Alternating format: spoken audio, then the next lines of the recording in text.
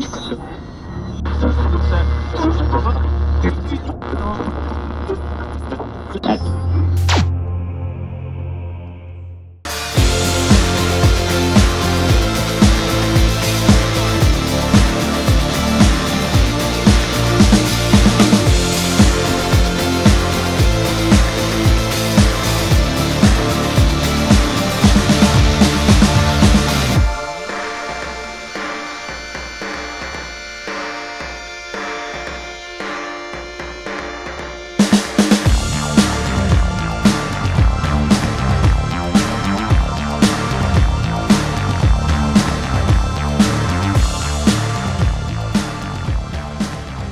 Allez, un petit vlog pour te présenter mon vélo. C'est quelque chose qui manque sur internet parce qu'il y a tout plein de tests de vélo assistance électrique, donc on appellera ça un VAE, ou quand c'est un VTT à la base c'est un VTT AE. Et finalement il n'y a pas grand chose de pertinent parce que la plupart c'est des mecs ou qui sont en partenariat et qui ont un vélo pour quelques semaines en test, ou alors on leur donne carrément un vélo, mais bon en général c'est pas des vélos de grande qualité, et qui font des vidéos pas très objectives. Tiens juste à dire que j'ai pas été payé par qui que ce soit, puisque c'est un vélo que je me suis offert à la sortie de mon opération cardiaque il y a 2 ans maintenant.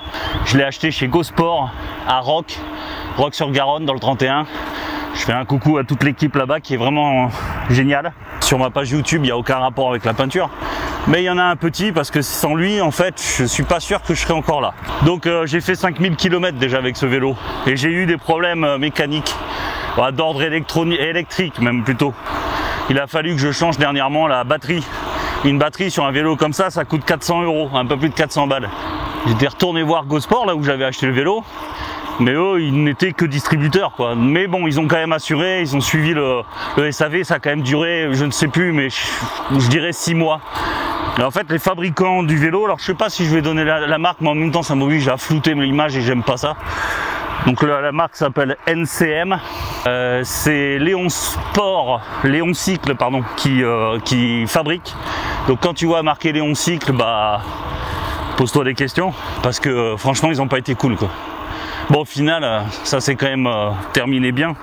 Au final ça s'est bien terminé. Je parle comme maître Yoda moi le matin. Et ce qui me rend légitime par rapport à eux, c'est que premièrement moi j'ai payé mon vélo, je l'ai acheté environ 1200, pas tout à fait 1300 €, et qu'en plus ça fait 2 ans que j'ai fait 5000 km, donc du coup je peux parler. Et j'estime, et là c'est qu'un point de vue, que ce type de vélo s'adresse à trois types de personnes différentes. Mais avant je vais dire pourquoi j'ai fait cette vidéo.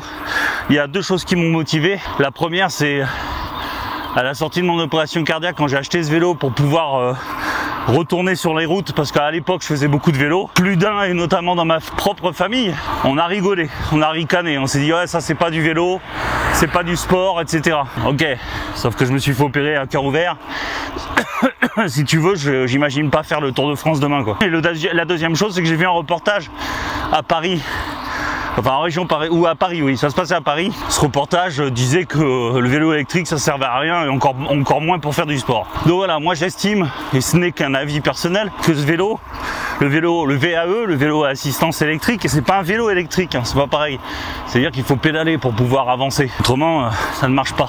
Et ça recharge pas la batterie en pédalant. Il faut sortir la batterie et la recharger sur secteur. Il y a le VAE et le vélo électrique. Le vélo électrique, tu appuies sur un bouton, ça avance, c'est comme une mobilette. Le prix dépend beaucoup du moteur, donc de la marque aussi, parce que tu payes les marques, ainsi que la puissance. Donc là j'en parlerai pas parce que j'y connais pas grand chose. Sachez que les vélos théoriquement sont bridés à, je crois que c'est 25 km/h il me semble. Donc avec ce type de vélo, si tu touches pas au niveau mécanique et électronique, tu vas à 25 maximum, sauf en descente bien sûr. Maximum avec assistance électrique, pardon, j'aurais dû préciser, parce que ce vélo là, je peux rouler sans l'assistance.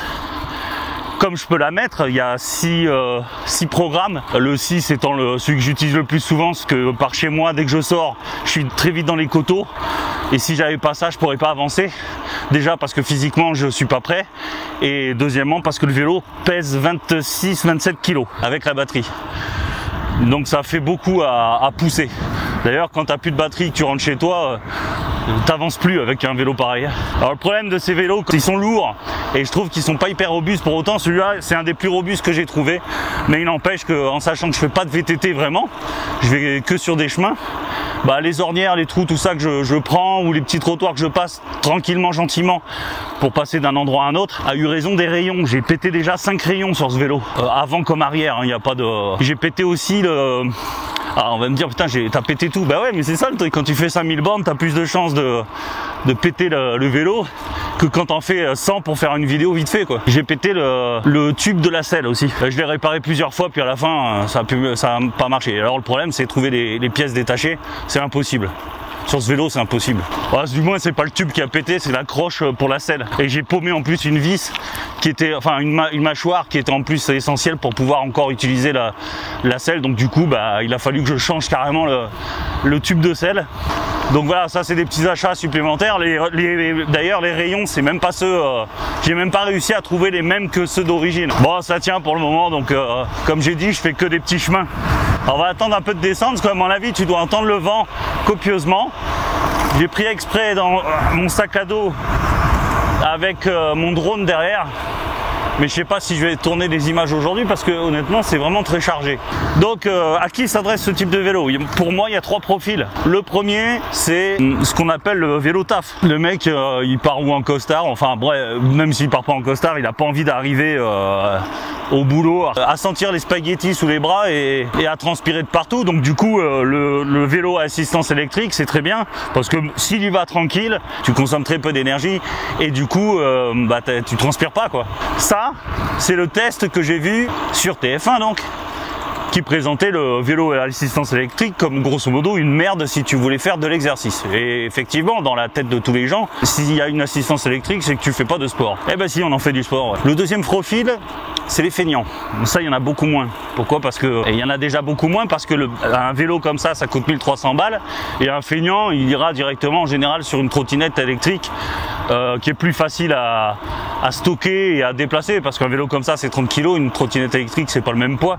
Et puis bon voilà, il appuie sur un bouton, il avance, il est pas là pour faire du sport, quoi, le mec. Et le troisième, c'est mon cas à moi, c'est ceux qui ont eu ont un handicap ou qui ont eu une opération. Le vélo, au bout d'un moment, ça va te demander de l'air. Bon, ben je vais pas faire un cours d'anatomie, mais enfin de sciences naturelles. Le cœur, c'est une pompe. Il irrigue tous les organes du sang dans lequel est transporté l'oxygène. Ça, c'est niveau CP, quoi. Quand tu as un problème de cœur, la pompe, elle fonctionne mal. Notamment, tu peux avoir des caillots de sang qui se bloquent quelque part parce que c'est plus du sang que tu as, c'est une pâte à crêpes. Donc, bah voilà, tu imagines bien que très vite, tu as des problèmes pour respirer, tout simplement. Donc, quand tu as des problèmes cardiaques ou même après une opération, t'as pas envie de t'esquinter un peu plus la santé. Donc, le vélo à assistance électrique, c'est parfait. Parce que déjà, ça te permet de sortir de chez toi et c'est déjà un début de renaissance. Crois-moi, quand tu es enfermé pendant 15 jours dans ton corps, que tu peux pas bouger à l'hôpital parce que tu reprends tes forces et que c'est impossible après une opération cardiaque d'aller courir un marathon une semaine après, même 6 mois après, j'ai envie de dire. Donc du coup, voilà, ça pallie le problème du vélo quand tu habites surtout comme moi à côté des coteaux et où bah là on se rend pas compte que je suis dans une cuvette complètement. Alors, un truc, quand tu te mets à l'arrêt et que tu redémarres, bah avant de te mettre à l'arrêt, tu as plutôt intérêt à passer le plus petit braquet que t'es, parce que avant que le moteur comprenne que, en fait, c'est quand t'appuies, quand tu forces sur les pédales que le moteur se lance. Il y a quand même comme un système intelligent, quoi, en fait. Mais à l'arrêt, il le sent pas. Donc si tu es sur un gros braquet, je vais te dire, tu te fais chier. En montée, gros braquet, tu redémarres pas. Il faut que tu partes, que tu descendes, que tu sortes tes petits braquets et hop, tu peux faire demi-tour et remonter. Là, par exemple, ici, alors je sais pas si on va bien le voir. Alors attends. Je vais me mettre déjà comme ça. Je suis obligé de bien me mettre aussi sur le côté parce que ce vélo-là, il a un défaut, c'est que c'est le cadre. T'as très vite les burnes sur ton cadre. Donc du coup, alors pourtant je suis pas petit, je suis pas non plus grand, je fais 1m80. C'est comme les chevaux, c'est le garrot qui doit compter. Du coup, ouais, j'ai tendance à, si je me mets pas sur le côté, un pied au sol, j'ai tendance à me casser la gueule, quoi. Ça, il faut faire gaffe. Ça, c'est au tout début. Donc là, je sais pas si on va bien voir la montée. Non, on le voit pas du tout. Là, tu vois, ça monte comme ça. À peu près. Et en fait c'est très pentu. Mais t'as vraiment une pente tout là-haut, je pense qu'on n'est pas loin de 14-15 degrés vraiment. Ça dure pas longtemps, mais c'est vraiment très pentu. Donc là, c'est pareil. Si tu veux faire du sport, bah tu descends ton assistance. Et bon, moi je le fais pas, hein. C'est parce qu'avec le vélo qui fait 26 kg, c'est impossible de monter ça, hein. Là vraiment c'est un mur, ça grimpe vraiment très fort. À force de prendre des rêches, parce que j'en ai pris quelques-unes à l'arrêt, rassure-toi, j'ai déréglé les vitesses, et comme il est très lourd, j'ai pas de trépied assez fort pour pouvoir porter le vélo et faire mes réglages moi-même. Donc c'est chiant.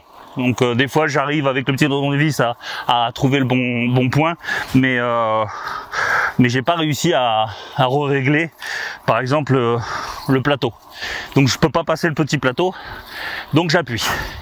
Donc là je vais parler en montant, cette côte qui est quand même assez costaud, et tu vas me dire, arrivé là-haut, si ou je fais semblant de respirer fort, ou j'ai fait un effort. C'est sûr que la couillonne là, avec son vélo électrique dans les rues de Paris, elle n'a pas eu le sentiment de faire du sport. Je te le concède, madame. Tu n'as pas fait de sport. C'est débile. Moi, dans mon état, alors ça va mieux depuis mon opération, mais quand même, j'ai quand même des séquelles, quoi, si tu veux. Donc dans mon état, avec un vélo classique, je monte pas ici. Sauf que en sortant de chez moi, j'ai des côtes comme ça partout. Donc si j'ai pas un vélo à assistance électrique, bah je reste chez moi. Et moi, faire du vélo de salon, c'est pas pour moi. Moi, ce que j'aime, c'est le vent dans les cheveux, ma crinière de lion. Et bon, attends, 2 secondes. On finit juste les derniers mètres. Donc là, je monte à 7 km/h. 8. En dessous, je pense que tu perds l'équilibre. Voilà. Et là, je suis mort. Alors je pédale encore un peu parce que sinon t'as l'acide lactique là qui vient tout te bouffer et tu peux plus redémarrer. Mais effectivement, ça c'est du sport.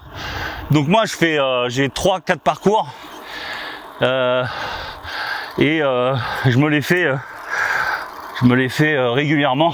Bon bref, on s'en fout. Donc la tenue du vélo, bah il a une bonne stabilité déjà parce que t'as un guidon très large. Si ça bouge, c'est parce que ça monte un peu. Alors je peux pas me mettre en danseuse là-dessus, c'est impossible.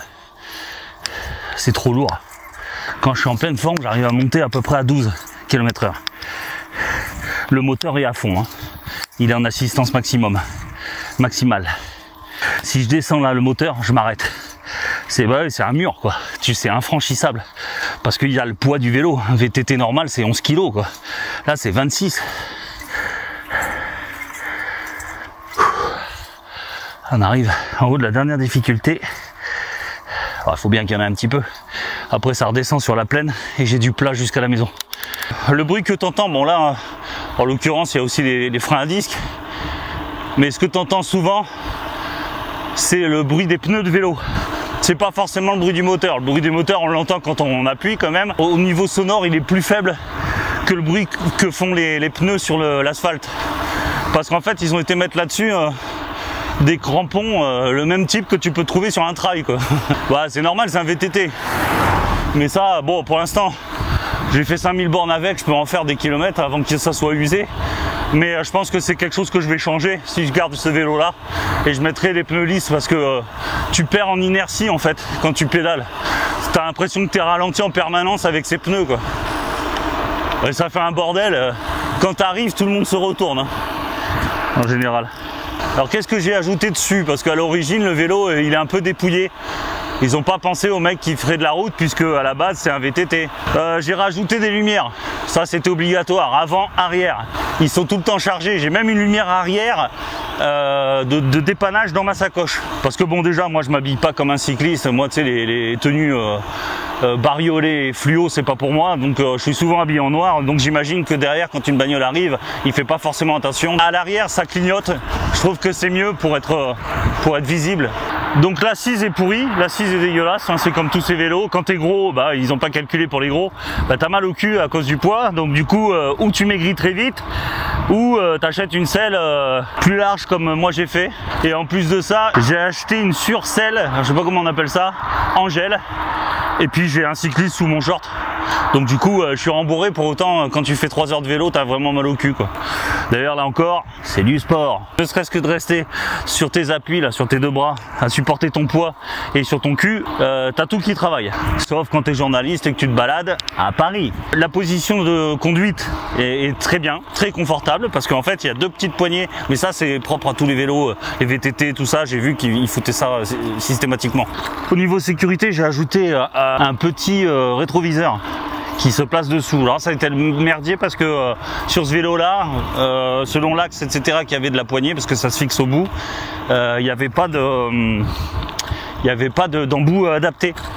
Donc il a fallu que je me l'adapte tout seul, donc ça bouge un petit peu, mais enfin bon, l'essentiel c'est que je peux voir les mecs arriver derrière. Je mets jamais de musique dans les oreilles quand je fais du vélo, mais bon, avec le bruit que fait le vélo, le vent que t'as dans la tronche, et puis mes feuilles qui sont un petit peu décollées, j'entends pas forcément ce qui arrive par derrière. Donc là je suis hyper rassuré, je regarde ça sans arrêt et je suis tranquille quoi. Donc ça je vous le conseille, j'en ai mis qu'un à gauche et je l'ai voulu dessous tout simplement pour pas, déjà que je trouve que le guidon est large, si en plus il y a le rétro qui sort, ça va être une merdique quand je veux passer entre deux bagnoles ou voilà quoi. Le compteur, franchement on s'en tape. Le seul truc qu'il y a, c'est les barres de batterie déjà, qui te font voir le niveau de la batterie. Et tu as les barres d'assistance du moteur. Et quand elles sont éteintes, ou quand tu les vois pas en tout cas, ça veut dire que tu pédales sans assistance. Là par exemple, là je suis sans assistance depuis le début depuis l'entrée de cette voie. Donc passer les 25, oui ça s'éteint. Et quand tu roules à 26, 27, bah ouais bon ça fait balade hein.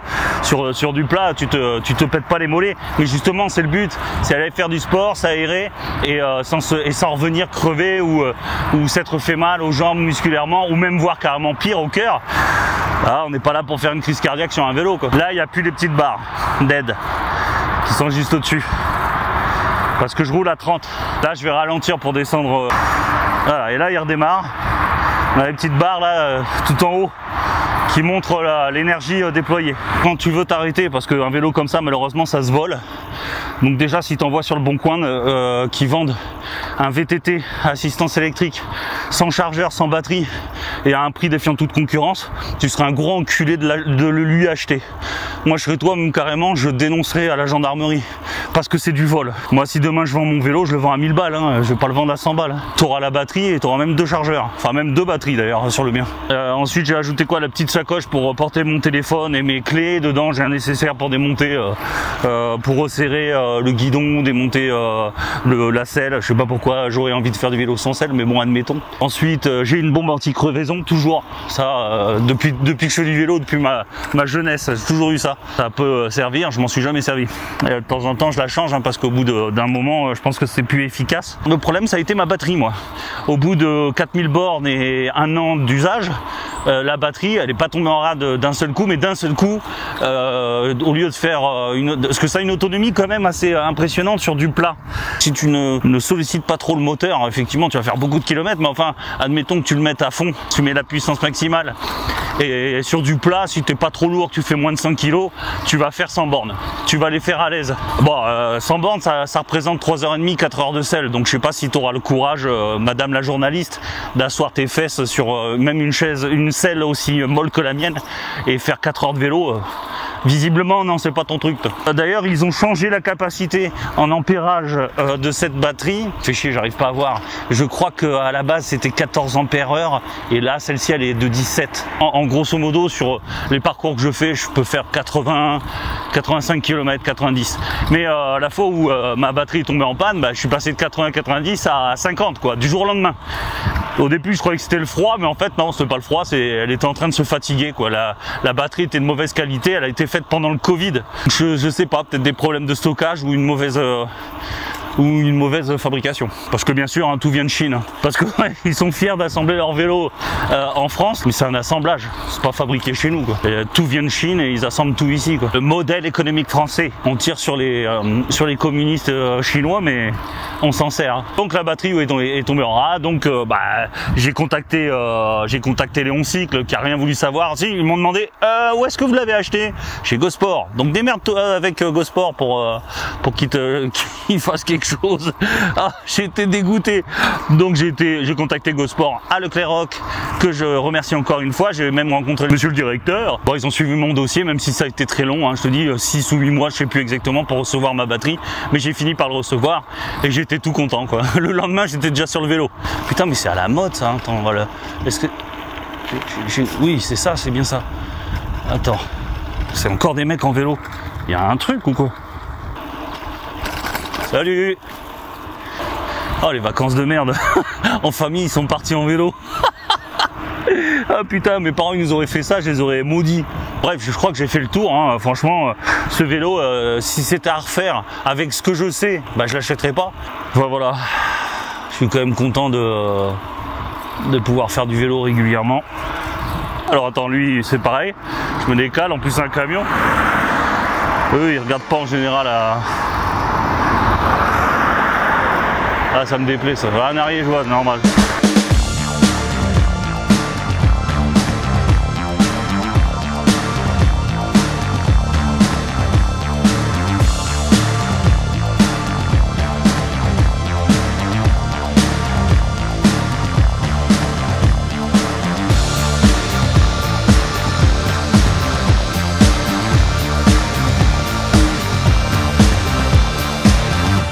Tu es arrivé jusqu'à ce message, c'est qu'il t'arrive de regarder à fond mes vidéos. Ça me fait quelque chose. Jadis, tu étais un simple petit painter. Et grâce à mes nombreux tutos, tu es enfin arrivé au sommet de la chaîne alimentaire. Toutefois, tu peux pousser ta curiosité à regarder les 2 vidéos que je te propose là. Et n'oublie pas le petit pouce bleu juste en dessous. C'est si mignon. Tu es mon seul espoir.